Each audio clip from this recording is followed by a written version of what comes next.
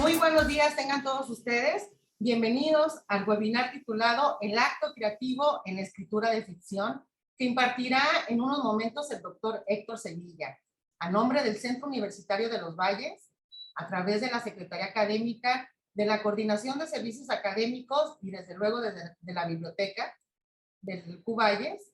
Les damos la cordial bienvenida en la celebración, en la conmemoración realizada por la UNESCO de Guadalajara, capital del libro 2022. La dinámica que vamos a seguir serán 45 minutos de intervención por parte del doctor Sevilla, que durante la misma podrán registrarse en el formulario que está en el chat con su nombre completo e información que viene adjunto en el enlace para poderles obsequiar un par de títulos de su autoría. La entrega de los mismos serán a partir del martes 3 de mayo en las instalaciones de la Biblioteca del Centro Universitario de los Valles.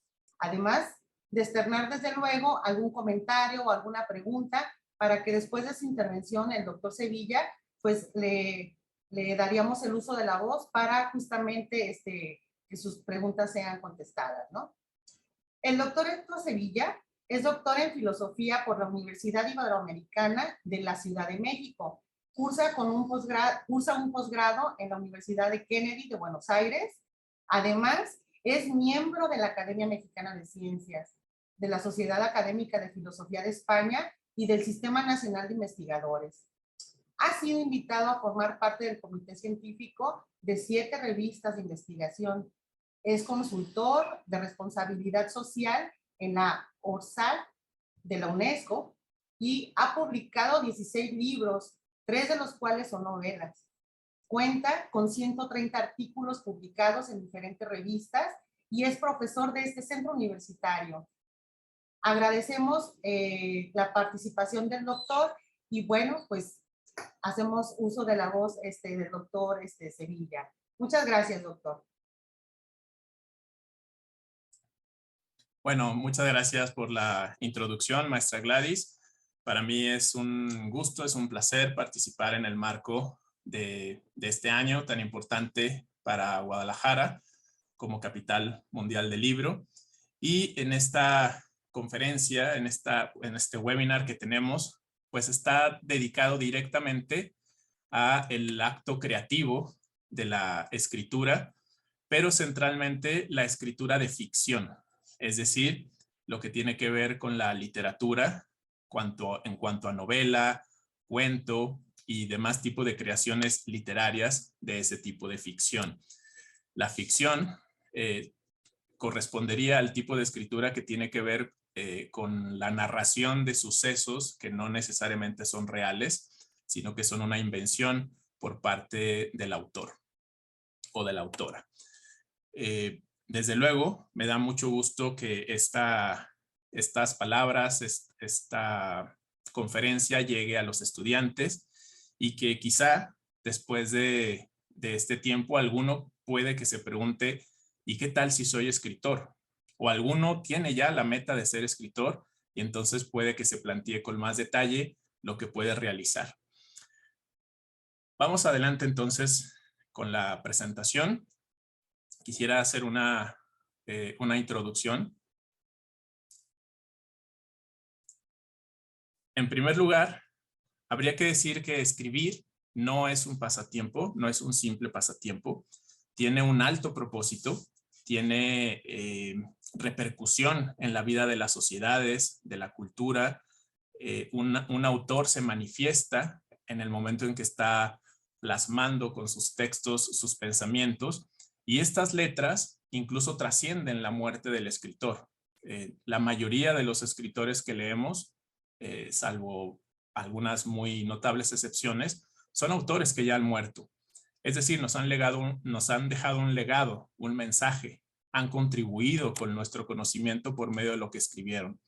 El efecto de las letras es muy alto, es muy trascendental, al punto de que ni siquiera sabemos el impacto que pueden tener. Por eso, si bien escribir puede ser algo divertido, también tiene un alto compromiso social, porque está dejando un mensaje a las sociedades y a las personas, incluso personas que no conocemos o que en el momento en que el escritor escribe ni siquiera han nacido. Eso es algo significativo. Las letras que escribimos y las que leemos manifiestan lo que somos, manifiestan el trabajo que hemos realizado como personas. Si escribimos algo que termina siendo superficial, también muestra un poco de lo que nosotros estamos siendo en ese momento. Nuestro avance, nuestro trabajo, nuestra investigación se manifiesta en la manera en que escribimos, en el tipo de contenido que trabajamos y también en la manera, por ejemplo, en la literatura de ficción, la manera en que se solucionan los conflictos entre los personajes o la manera en que actúa el protagonista, pues tiene mucho que ver también con nuestro proceso personal. Nosotros leemos porque estamos en búsqueda de algo que nos haga mejores personas, porque estamos en pro de encontrar una respuesta. De tal manera que una persona que está como completamente conforme consigo misma, completamente satisfecha consigo misma, es muy difícil que lea, porque siente que ya tiene todas las respuestas, porque siente que ya sabe todo lo que hay que saber, porque tiende a tener una postura cerrada y desinteresada ante los nuevos conceptos. Se necesita cierta insatisfacción, cierta inconformidad para que nosotros nos volvamos lectores y tratemos de indagar por esos nuevos mundos y esos nuevos planteamientos de los que nos hablan los autores. Ahora, ¿por qué son tan importantes las historias? Bueno, pues porque las historias conectan con nuestras emociones. Nos vemos reflejados con los personajes. Tan es así que un niño, cuando ha cubierto todas sus necesidades fisiológicas, antes de dormir, por ejemplo, pide que le cuenten una historia. Está muy interesado en saber de cómo algunos personajes resuelven sus problemas o que su papá o su mamá se acerque y hable con ellos. Las historias son una oportunidad para el diálogo, son un puente para la conversación, son una alternativa para que estemos en contacto nosotros como seres humanos y que también nos entendamos y nos comprendamos un poquito más. Esta presentación entonces la voy a dividir en 3 fases. Las fases tienen que ver con los momentos que se relacionan con la escritura. De tal manera que voy a hablar en un primer momento de la fase que es antes de escribir. ¿Qué es lo que sucede antes de que un autor o una autora se siente a plasmar en letras su pensamiento? ¿Qué sugiero yo que suceda antes de escribir? En un segundo momento les voy a hablar lo que tendría que suceder durante la escritura o las cosas que pasan mientras estamos escribiendo.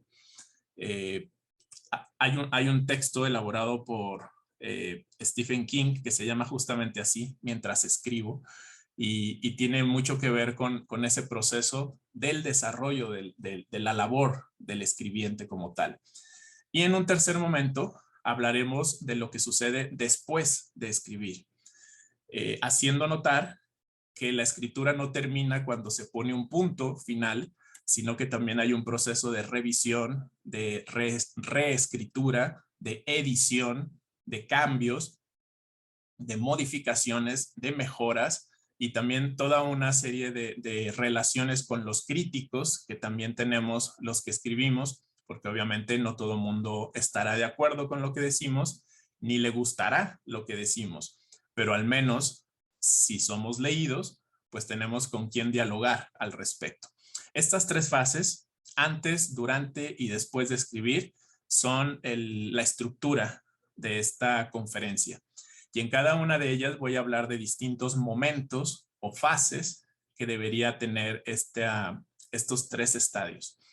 Ahora, voy a poner algunos ejemplos en la medida que voy avanzando en la exposición de autores que realizan lo que yo estoy diciendo y también voy a sugerir algunas novelas o algunos textos específicos de estos autores donde es notable lo que yo estoy diciendo al respecto de la fase de la escritura que nos ocupe.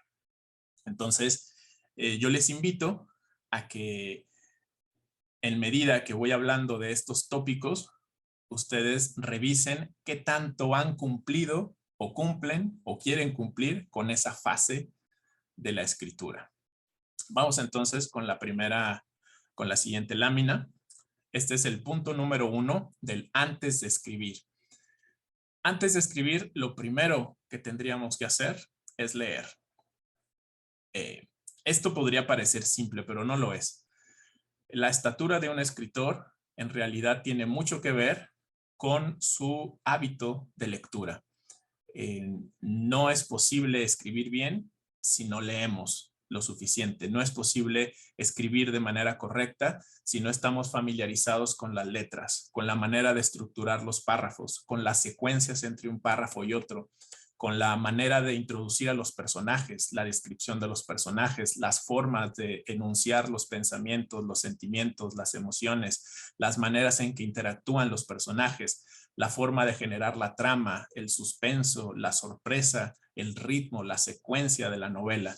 Todos esos son aspectos que es difícil plasmarlos si escribimos si antes no hemos leído. Necesitamos familiarizarnos con las letras, con los textos, no necesariamente al nivel de un experto académico, pero sí necesariamente al nivel de alguien que lo disfruta, que lo hace no porque es una obligación o porque es algo que tiene que cumplir ya que está estipulado, sino que es alguien que lo está disfrutando porque es generador de placer para sí mismo o para sí misma. Leer nos hace escribir un poco mejor o al menos de manera más estructurada o sensata. Respecto a este tópico de la lectura, valdría la pena mencionar un comentario realizado por Borges. Él decía que había disfrutado mucho escribir, pero por encima de todas las cosas había disfrutado el haber podido leer tantas grandes obras magníficas y maravillosas que habían llegado a sus manos. Eso no solamente él lo dice, no es solamente una frase, sino que también está reflejado en su obra, principalmente en una que se llama el Aleph. En ese texto, Borges muestra todos los contenidos, toda la riqueza cultural que él fue adquiriendo a lo largo de su vida, porque se mezclan varios temas, varias idiosincrasias, varias ideologías, varios puntos de vista de distintas culturas, de distintas etapas de la historia de la humanidad. Ese texto, por tanto, refleja el amor por la lectura que tenía Borges. Ahora, también podríamos hablar como ejemplo de esta fase a Stephen King. Stephen King es un autor muy conocido por obras como El Resplandor o como Eso, que después quizá todos lo conocemos por la película, donde sale por ahí un payaso un poco tenebroso. Bueno, Stephen King muchas veces habla de los autores de los que él es heredero. Por ejemplo, Edgar Allan Poe o Lovecraft, que son autores que el mismo Stephen King refiere como una influencia directa que él tenía. Y un tercer ejemplo de la importancia de esta fase podría ser el autor de la serie de novelas que se llaman, esto es un poco más popular, Canción de Hielo y Fuego. Mundialmente conocida después por el nombre que se le dio a la serie, que es Juego de Tronos, que quizá varios de ustedes conocen, pero el autor George Martin hace en esta serie de novelas ciertos paralelismos con la historia inglesa, con los reyes y con las dinastías y con las contiendas que había por el poder, es decir, por el trono. Su cultura en el conocimiento de la historia le permitió ir haciendo ciertas conexiones a algunos personajes, y de hecho hay estudios interesantes que hablan de cómo algunos personajes de esta novela tienen ciertas similitudes o muchas similitudes con personajes reales de la historia. Pero desde luego George Martin no está haciendo historia, está haciendo una novela, está haciendo ficción a partir de elementos de no ficción. Y eso es lo interesante en la literatura. Podemos, por medio de la ficción, hablar de cosas verdaderas, hablar de emociones reales. En este caso, de la novela Canción de Hielo y Fuego, o la serie de textos Canción de Hielo y Fuego, pues es la lucha por el poder, la vanidad, el egoísmo, la vanagloria, incluso el placer o el hedonismo que tienen entre sí los personajes. Esta es entonces la primera fase. ¿Quieres escribir? Primera recomendación, sea un lector. Vamos a la siguiente. Por favor, seguimos en antes de escribir. Una segunda sugerencia es ser capaz de observar el mundo. Cuando me refiero a observar el mundo, no es nada más abrir los ojos y ver lo que está a nuestro alrededor. No, a lo que me refiero es poner atención a lo que nos rodea, a nuestros contextos, ser verdaderos observadores, poner nuestra energía en tratar de comprender lo que está frente a nosotros, y no solamente sucesos, sino también contextos y también personas. Cuando vemos a una persona, tratar de encontrar cuál es la emoción que tiene, qué se muestra en su rostro, qué nos dicen sus ojos, qué nos dicen la manera en que mueve las manos, qué nos dicen sus expresiones, qué hay detrás de la historia de las arrugas en su rostro, por ejemplo, o de la manera en que camina, o del cansancio que manifiesta. Desde luego puede ser muy cansado hacer esto con todas las personas que vemos, pero de pronto podemos desarrollar esa capacidad de observación. Y también, desde luego, observar el espejo y ver qué es lo que mostramos nosotros mismos con nuestra propia imagen.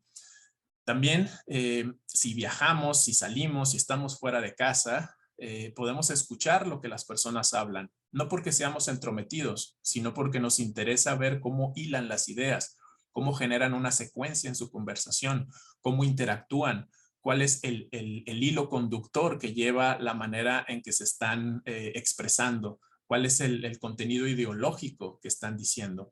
Y si lo observan así, es decir, si nos convertimos en lectores del contexto, no solo lectores de libros, sino lectores de situaciones, de contextos y de personas, tenemos también más elementos sobre lo cual escribir. Porque posiblemente algo de lo que hemos escuchado nos da una idea para incluir en nuestra novela o en nuestro cuento o en nuestra fábula o en la historia que queremos narrar o incluso en nuestra obra de teatro si somos dramaturgos, ¿no? Observar al mundo se asocia con lo que podemos escribir. Y algunos buenos ejemplos de esto que tiene que ver con la fase 2 dentro del antes de escribir, un buen ejemplo de eso sin duda podría ser Octavio Paz.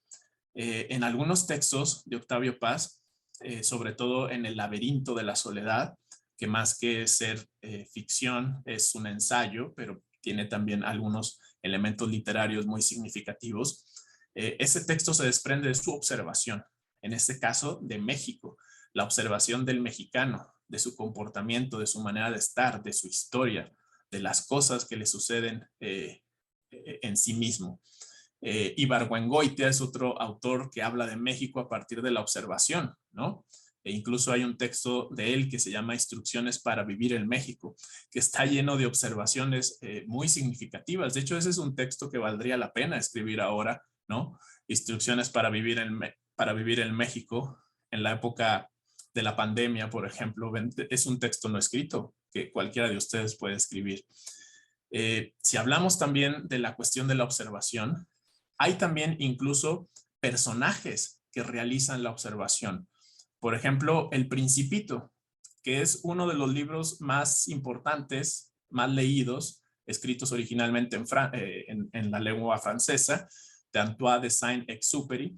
Ese texto del Principito habla de un protagonista, de un personaje, que de hecho va viajando, conociendo nuevos mundos, y cuando llega a un nuevo sitio conoce a una persona que es un arquetipo de un oficio, de una labor o de un rol, y hace una interesante crítica el autor a partir de ese personaje que es un observador del mundo. Pero desde luego el autor tuvo que ser observador de su propio mundo para elaborar esa crítica social que si bien pareciera un texto para niños, desde luego aporta enseñanzas significativas para los adultos.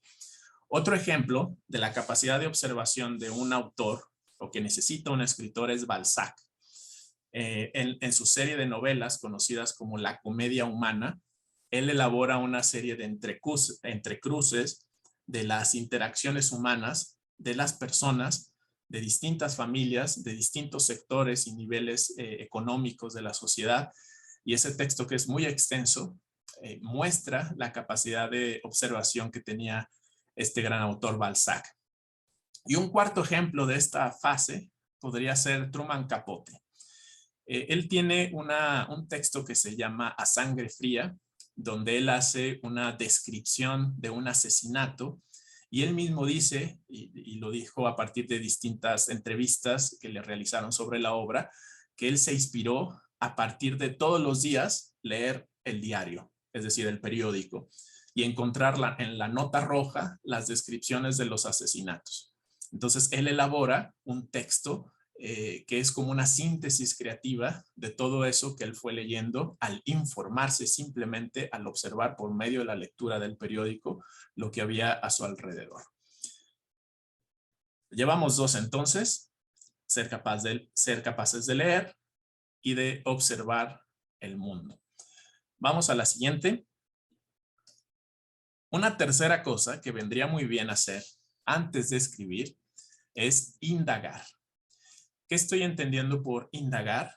Me refiero a la actitud de ir más allá, incluso de investigar, pero no necesariamente una investigación de estas de protocolo, marco teórico, estado del arte, etcétera, sino indagación por nuestra cuenta en distintas fuentes sobre algo que nos interesa. De tal manera, de todo se puede escribir si lo hacemos de manera consistente. Podemos incluso inventar una historia sobre la vida de una hormiga, por ejemplo, o sobre cómo podría ser la vida de un virus. Imagínense una novela donde el protagonista sea un virus y que platique cómo se siente infectar a las personas. Imaginen, una novela donde el protagonista sea el coronavirus, por decirlo así, ¿no? Pero obviamente tendríamos que indagar qué características tiene ese virus y demás. Obviamente no siente, no tiene emociones, pero podríamos elaborar un personaje que así lo fuera. Y así como se puede escribir de todo, siempre y cuando se haga de manera consistente, se escribirá mejor si somos capaces de indagar, de ir un poquito más allá y tener algo que aportar.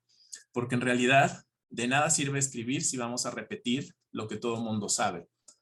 Si vamos a decir lugares comunes, es decir, si vamos a decir cosas que son un cliché, que son sabidas, que cualquiera las puede decir en una plática de café.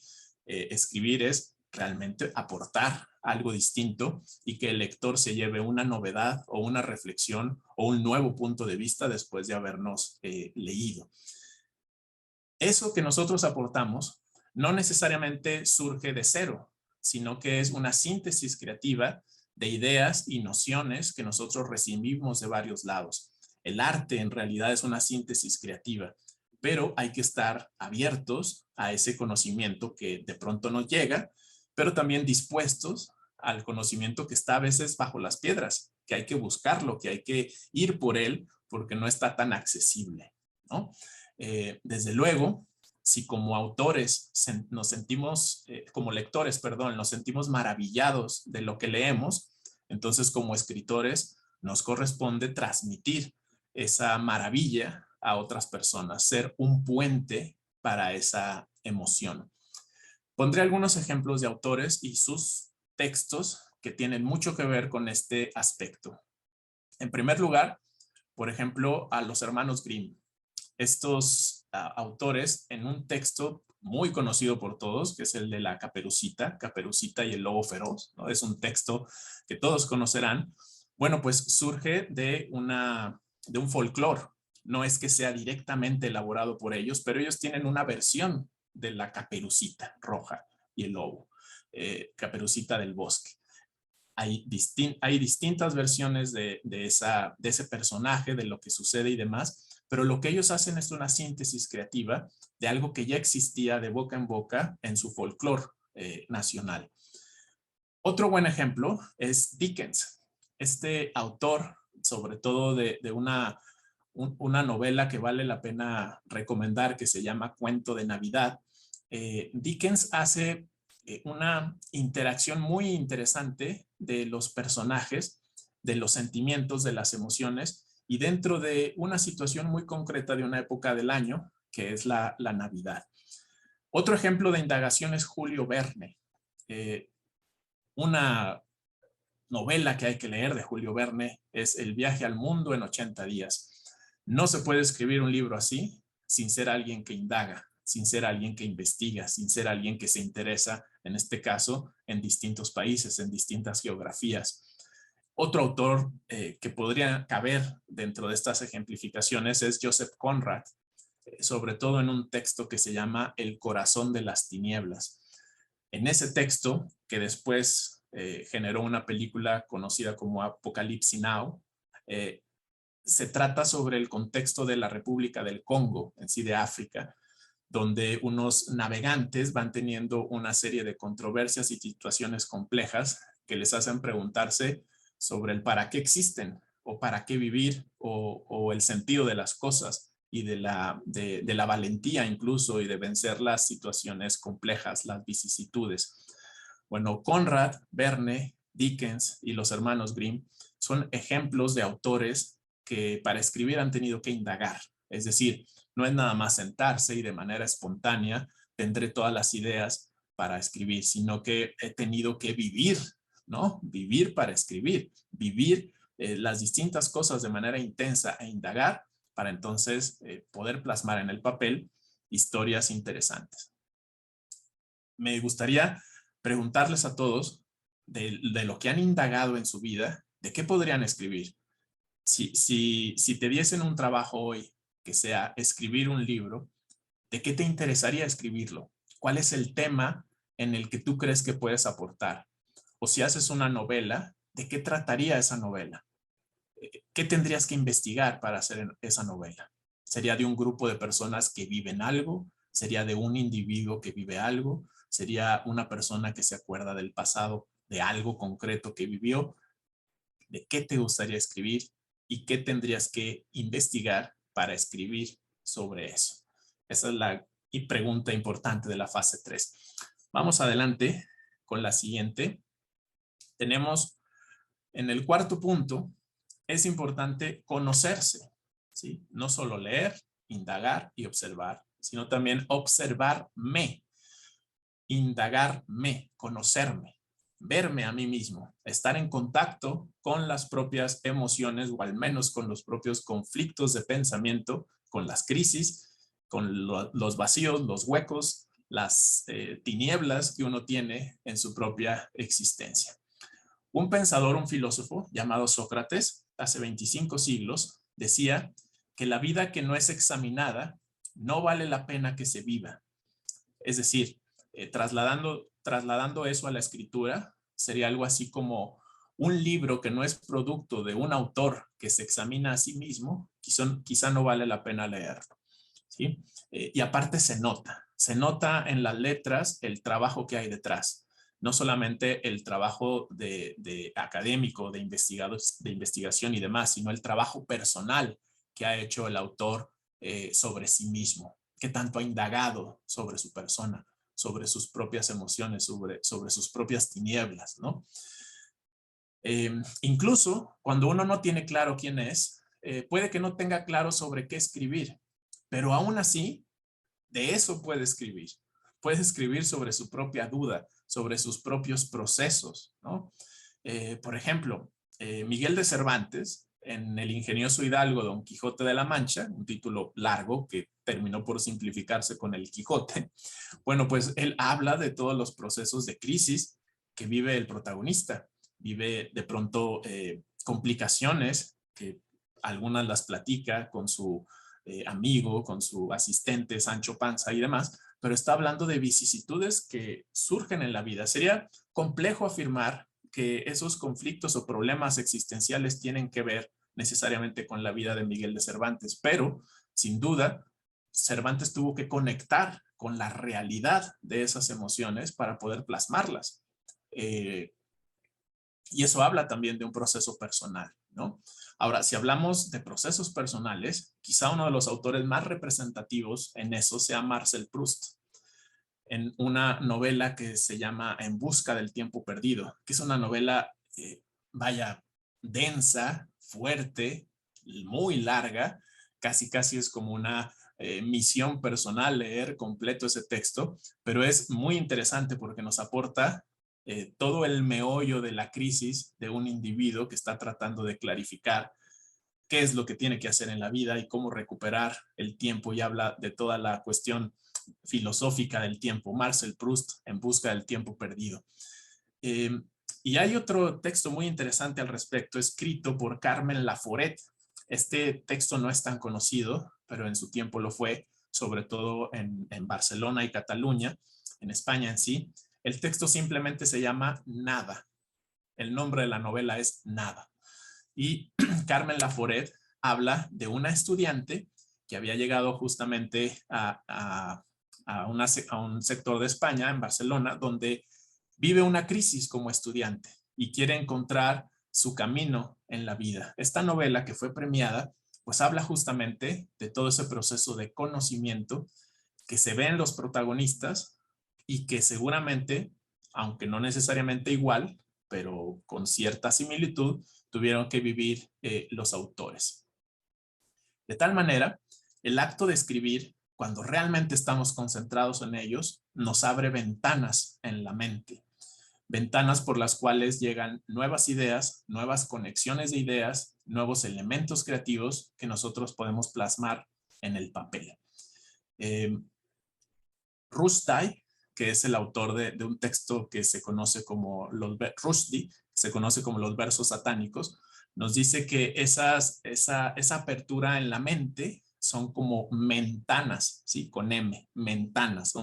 Tenemos la mente abierta con estas ventanas mentales o mentanas que refiere Salman Rushdie, este famoso escritor que habla de la inspiración y que habla de cómo el proceso de conocimiento y de indagación también es importante para el escritor.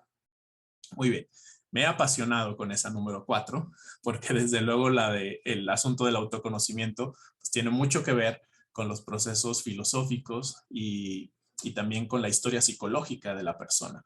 Pero vamos a continuar con la número 5, que aún hay varias cosas que decir. Hay que decidir cómo contar la historia. Esta es la última fase del antes de escribir. Ya sabes qué vas a contar, ya indagaste, ya leíste, ya estás en proceso de conocimiento. Ahora, ¿cómo vas a contar tu historia? Mi primera recomendación aquí es no hacer historias donde haya gente que es totalmente buena o totalmente mala, ¿sí? Hay que entender que los seres humanos somos como claroscuros, tenemos distintas facetas. No somos solo buenos, no somos solo malos. No habría que hacer esa moralización de los personajes. De hecho, varias de las novelas más interesantes nos hablan de este claroscuro, de cómo hay aspectos como sanos y también aspectos malsanos en una sola persona. Un muy interesante ejemplo es el libro de Frankenstein, escrito por Mary Shelley. El personaje, el ente que generó el doctor Frankenstein, constantemente se está preguntando eso, sobre la bondad y la maldad, sobre si corresponde actuar de una manera amable con las personas o más bien destruirlas por el hecho de que él sea una mezcla de la carne de otros individuos. Ese es un texto maravilloso, totalmente recomendable, que habla justamente sobre ese claroscuro entre la bondad y la maldad. Tampoco es tan recomendable hacer historias donde todo es bonito, donde solo hay felicidad, porque si la historia es feliz, no hay mucho que contar. Ha llegado a su consumación desde el principio, o sea, desde que inicia todo está bien, no hay trama, no hay crisis, no hay conflicto, eso es irreal. Si nosotros observamos nuestra vida personal, pues también hay conflictos y de hecho eso no digo que la haga divertida, pero sí le da mucho de su sentido, el cómo solucionamos las cosas, cómo solucionamos nuestros problemas. Por tanto, en un texto literario debe haber también ese momento de crisis, de conflicto. En la novela llamada Crónica del pájaro, que da cuerda al mundo, Murakami, que es un autor contemporáneo, durante 900 páginas habla justamente de esa situación, de ese proceso que va viviendo una persona, el protagonista que lo deja a su esposa y hasta su gato lo deja, justamente coincide con la imagen del gato que tenemos ahí. Él se pregunta, ¿ahora para qué vivir? ¿Ahora qué sigue una vez que me ha dejado mi esposa y mi gato y parece que no hay nadie que esté interesado en relacionarse conmigo? Crónica del pájaro que da cuerda al mundo, de Murakami. Ahora, cuando pensamos cómo contar la historia, hay que preguntarnos, en primer lugar, ¿a quién le vas a escribir? ¿A quién se la diriges o quién quieres que te lea? Segundo, ¿qué quieres escribir? Tercero, ¿para qué lo haces? Cuarto, ¿cuál es el contexto de tu texto, de la novela, del cuento, es decir, lo que hay alrededor? ¿De qué género va a ser y cómo lo vas a contar? Hay muchas maneras de contarlo. Por ejemplo, Kafka, en la novela Metamorfosis, tiene a su protagonista llamado Gregorio Samsa convertido en una cucaracha desde la primera página de la novela. La Metamorfosis inicia así. El protagonista es una cucaracha. pero está hablado en primera persona. Es un texto que está escrito a partir de la misma narración, ¿no? Hay alguien que lo está contando, que habla de la crisis que está viviendo Gregorio Samsa, y uno se conecta tanto que hasta se acuerda del nombre del protagonista, ¿no? Oscar Wilde escribió una carta a su pareja estando en la cárcel, y ese texto, que se llama De Profundis, es un texto muy, muy interesante, que podría ser entre la ficción y la no ficción, en realidad más tendiendo a la no ficción, pero alude a una manera de contar una historia, ¿sí? Una narrativa a partir de una carta. Los cuentos de Chekhov son también monólogos. Siempre el protagonista toma la palabra y va diciendo cómo es que suceden los acontecimientos, ¿no? Y bueno, cierro esta fase diciendo que hay muchas maneras de decir la verdad, y una de ellas, o una de esas maneras, es la fantasía, ¿sí? Posiblemente una de las novelas más, uno de los textos más leídos últimamente, es la saga de este mago adolescente llamado Harry Potter, donde la autora J.K. Rowling pues hace toda una descripción de situaciones de fantasía, pero que tienen que ver con la vida cotidiana de los adolescentes. Por ejemplo, ¿de qué equipo soy? ¿De qué comunidad soy? ¿Sí? ¿De qué familia soy? ¿De qué estirpe soy? ¿Qué me corresponde hacer? ¿Qué tiene que ver como la bondad o la maldad acá reflejada con magos constructores y magos destructores? Si se fijan, hay toda una narrativa que alude a las situaciones humanas, pero a partir de la fantasía, y es por eso que ha sido muy, muy exitosa a lo largo de sus 7 volúmenes y 8 películas que surgieron a partir de ahí. No estoy seguro si esa es la combinación 7 y 8. Los mensajes nos podrán decir, pero creo que sí es así. 7 libros y 8 películas. Muy bien, vamos al mientras escribimos, que es el siguiente momento, al escribir. ¿De qué hay que poner atención ahí, o a qué hay que ponerle el mayor enfoque? Vamos a la siguiente lámina. Cuando escribimos hay que mantener la atención del lector. Este es uno de los puntos más importantes. ¿Y cómo mantienes atento a alguien? Cuando lo haces partícipe, cuando es parte de lo que estás diciendo. Y una de las maneras de hacer eso es trasladar al lector a los procesos mentales del personaje, a lo que está viviendo, lo que está pensando. Y otra es situarlo en el contexto. No sé si les ha pasado alguna vez estar leyendo un libro y sentir que ustedes están ahí casi acompañando al protagonista, como si estuvieran a un lado de él. Eso es habilidad del autor. Desde luego es disposición del lector, ¿no? Porque puede que alguien lo lea distraído y no siente eso, pero hay una habilidad del autor para hacerte sentir acompañando al protagonista, y en algunos casos, en los más sublimes, casi sientes que eres el protagonista. Eso es muy significativo, es como magna cum laude del autor, ¿no? Se ha graduado al lograr algo como eso. Y hay libros que son significativos al respecto, puede haber muchos, pero aquí pongo 3 ejemplos. Uno de ellos es la novela Los hermanos Karamazov de Dostoyevsky, donde se viven preguntas sobre lo que es la religión, sobre lo que es Dios, y hay discusiones entre estos hermanos al punto en que es difícil no tomar partido por uno de los dos, como que uno termina apoyando una postura u otra. Aquí nos está hablando de la estatura de Dostoyevsky y de cómo nos involucra. En otro tipo de lectura u otro tipo de literatura estaría el Código Da Vinci, ¿sí? Este mucho más conocido, de un autor aún vivo, de Dan Brown. Ahí nos estamos preguntando qué está sintiendo, pensando el protagonista. Casi queremos resolver el enigma junto con él, que es Robert Langdon, ¿no? El protagonista del Código Da Vinci, después de otras novelas que cumplen con esa saga de Dan Brown. Y un tercer ejemplo de esta fase sería, y lo hace de manera monumental, Jostein Gaarder. Es un autor noruego que escribió una novela filosófica conocida como El mundo de Sofía, y habla de toda la historia de filosofía a partir de los cuestionamientos que se hace un adolescente, que es justamente Sofía. Otro libro que recomendaría y que quiero agregar de Jostein Gaarder se llama La mujer de las naranjas.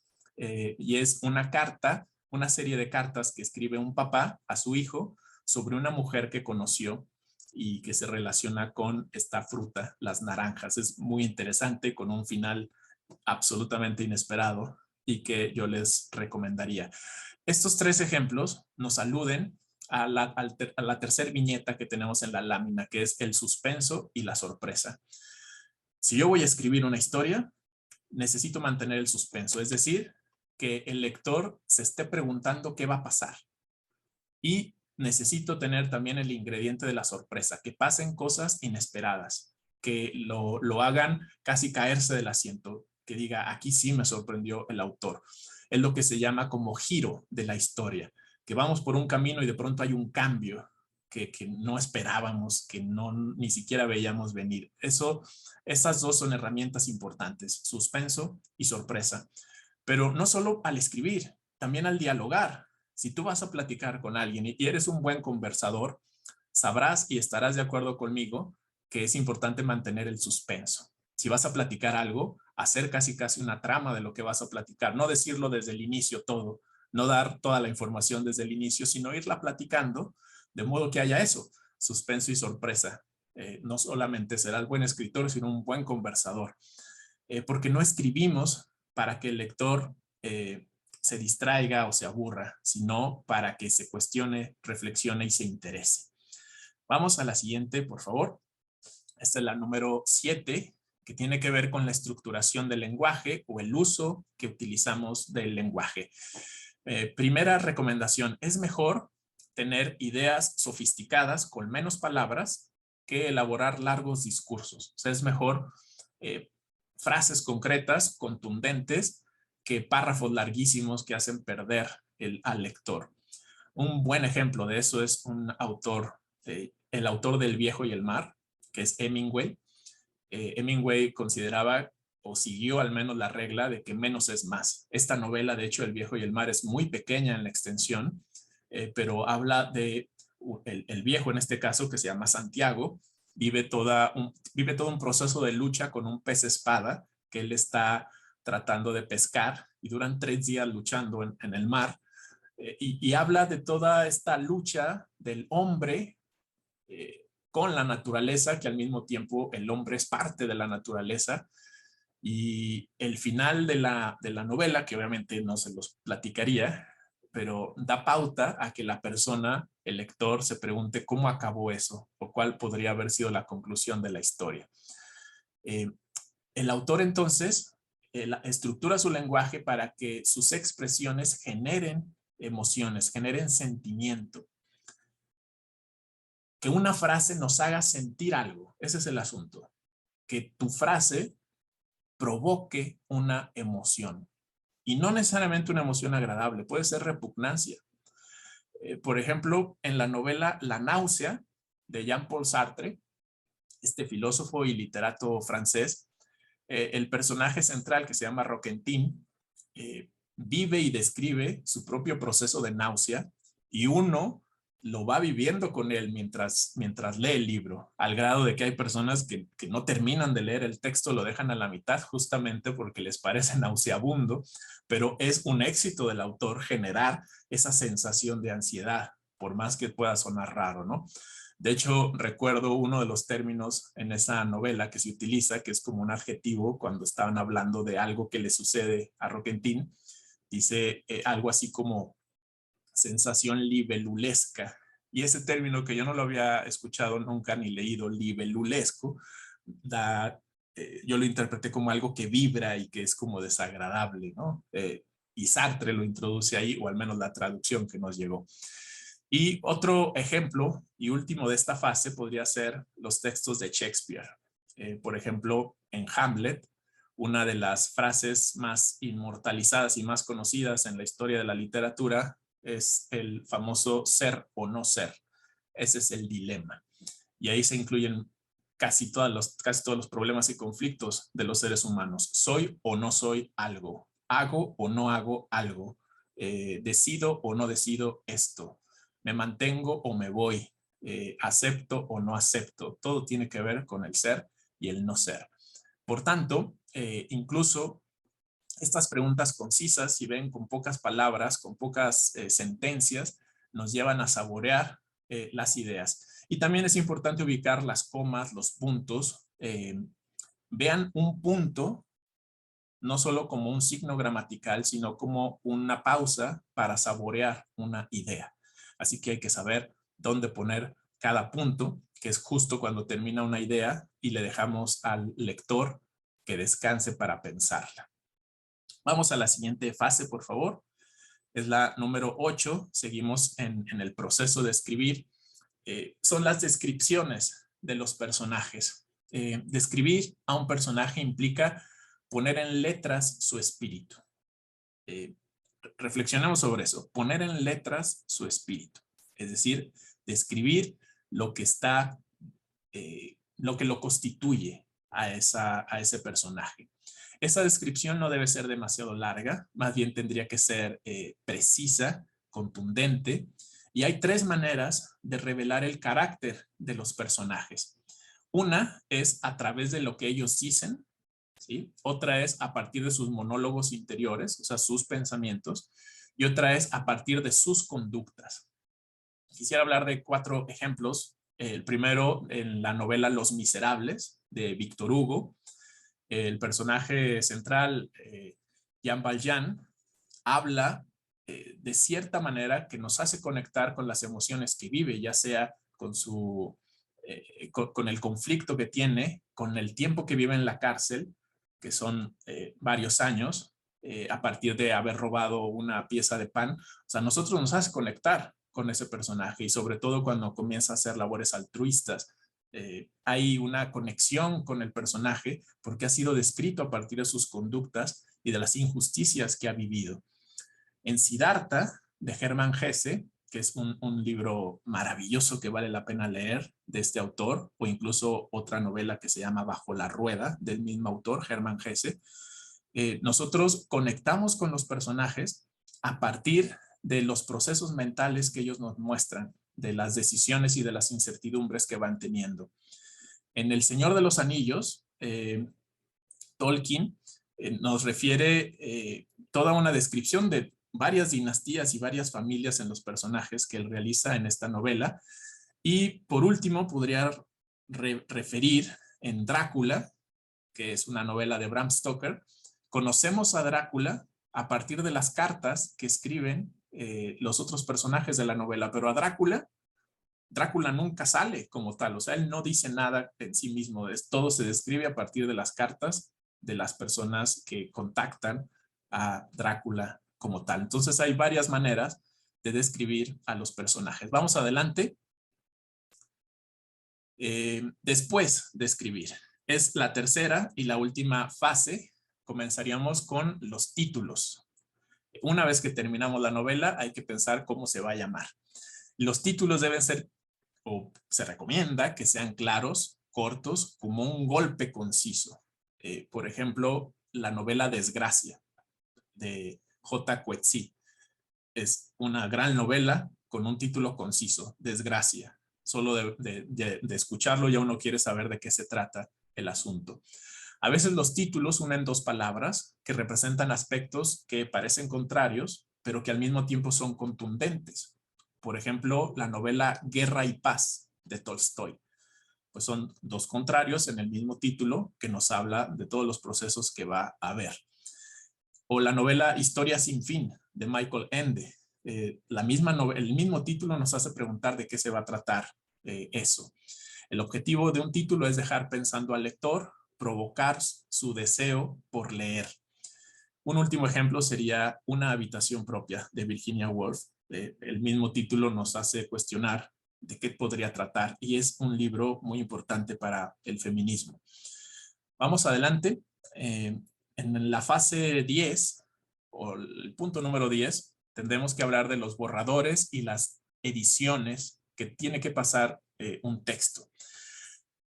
Para esto quisiera decir que vale la pena deshacerse de la idea de que todo es urgente, de que hay que revisar en un día o 2. Hay que tomarnos el tiempo para revisar. Revisar lo que escribimos es tan importante como escribir. Nada queda bien a la primera. Ningún texto está suficientemente bien elaborado solo tras terminar de escribirlo. Hay que releerlo, hay que corregirlo, hay que editarlo, habrá que quitar algunas cosas, esto lo saben todos los escritores.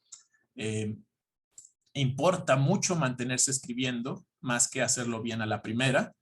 Hay que pulir el diamante y todo eso, mientras más corregimos, vamos a ser más capaces de distinguir la buena escritura de la mala escritura, porque vamos a encontrar fácilmente errores en una línea que no podríamos encontrar si no somos dados a la revisión sistemática y a la atención de los detalles.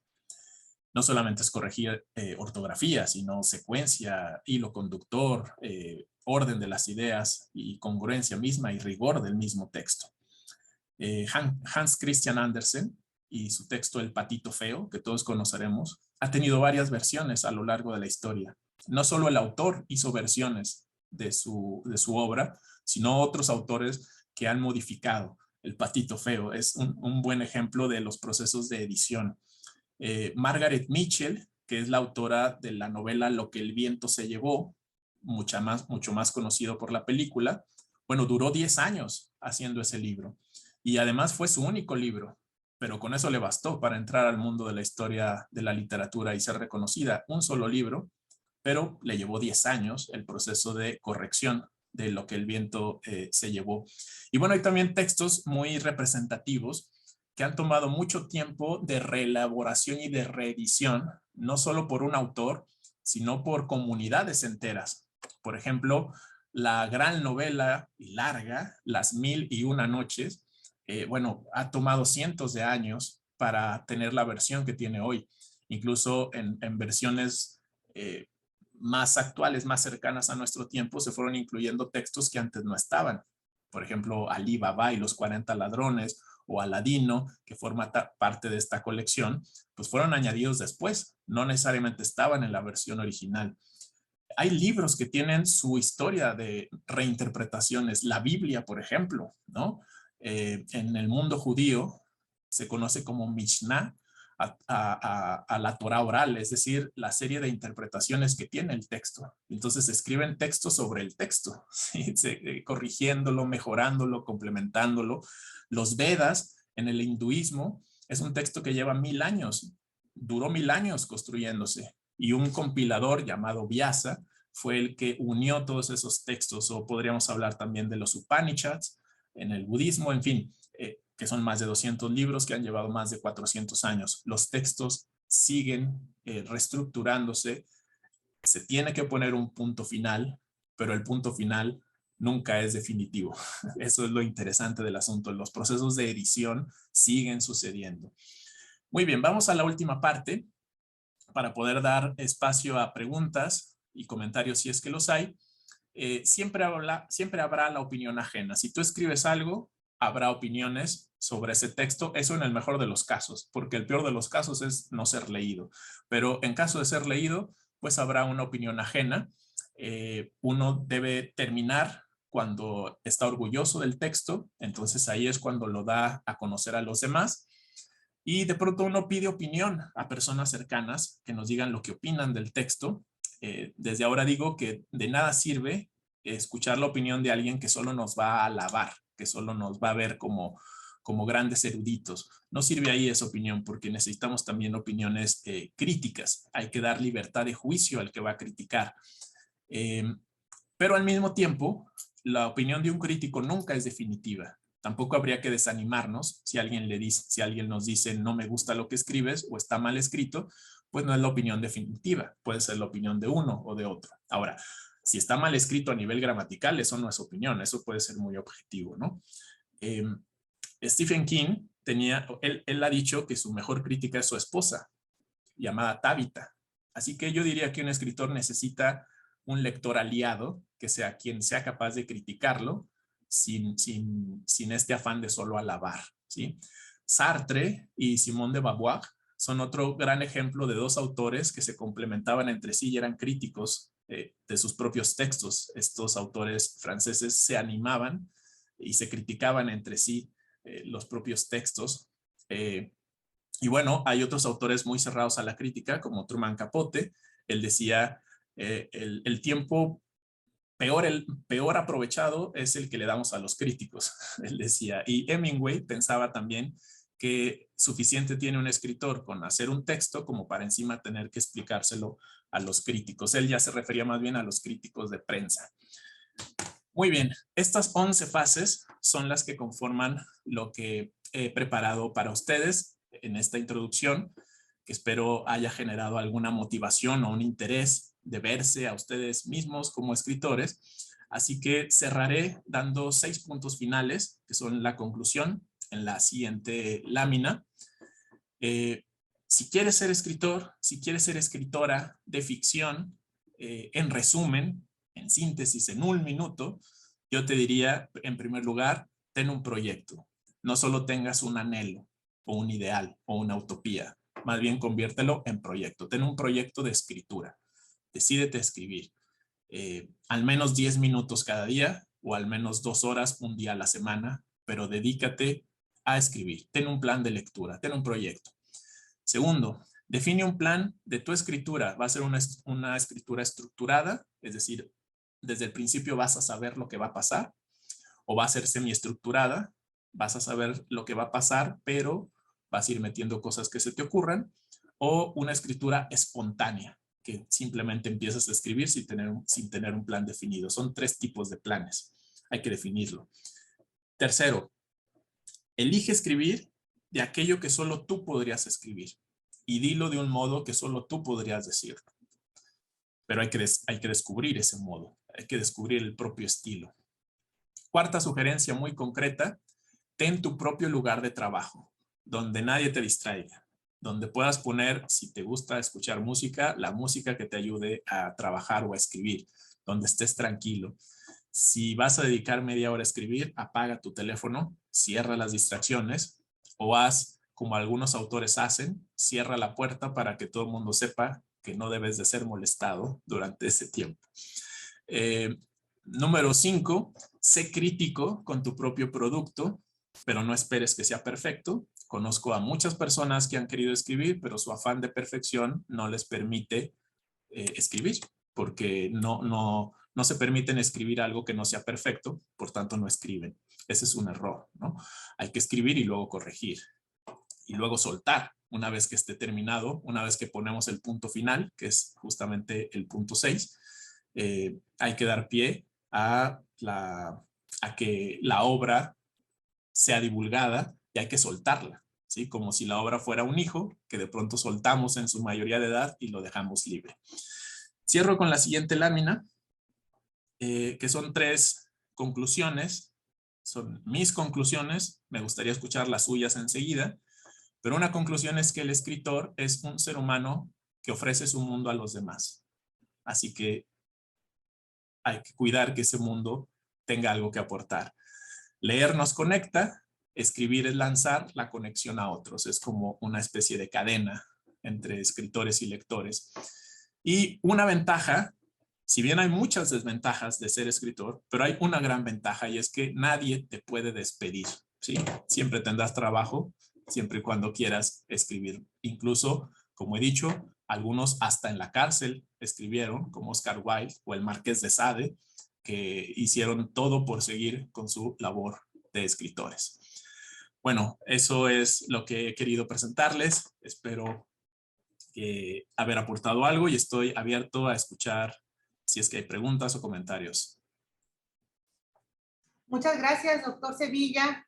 Muy interesante su presentación. Pues bueno, entre comentarios textuales, Jocelyn Galvez comenta: quisiera escribir cuentos infantiles, más específicamente sobre la vida de animales domésticos, solo que aún no sabe cómo comenzar a contar su historia.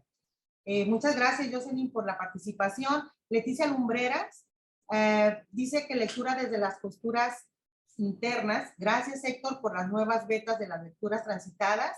Saludos desde el lugar coronado de Agua.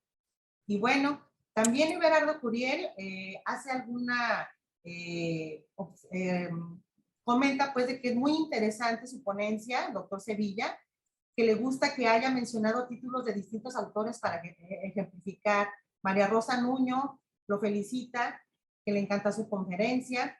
Alonso, incluso dice él, omitiendo dentro de los textos, entre paréntesis, dice, al respecto del comentario de la edición dentro del texto. Alesa Gutiérrez dice, excelente, muchas gracias. Me has hecho pensar mucho en mis escritos.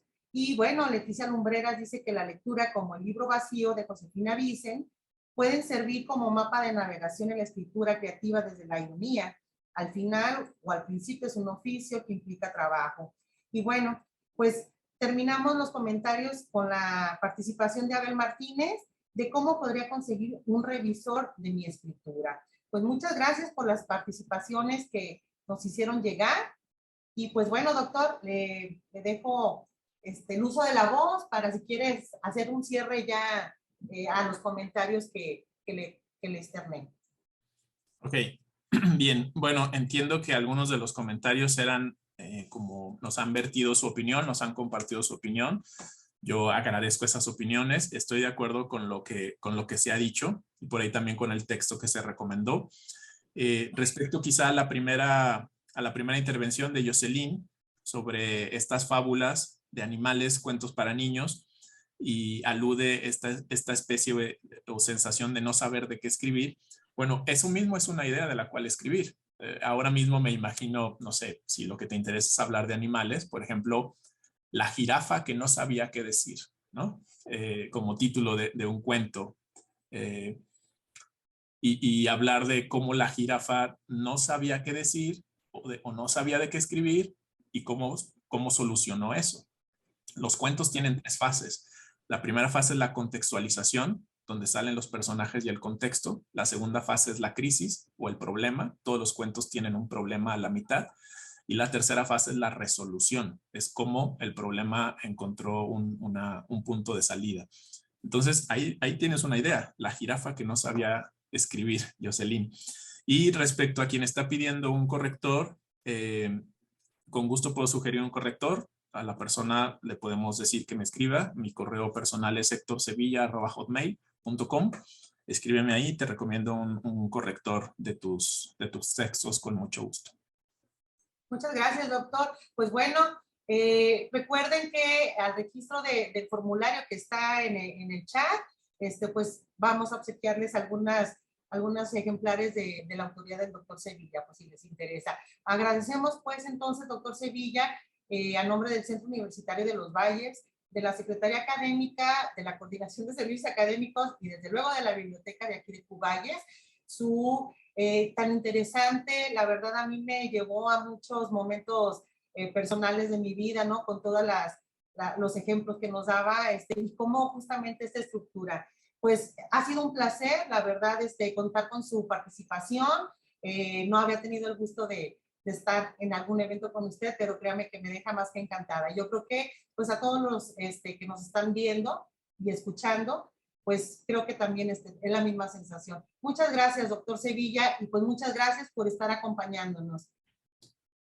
Hasta luego. Gracias, pues bueno, aquí concluimos entonces y lo esperamos también, doctor, para darle su reconocimiento aquí en el Centro Universitario.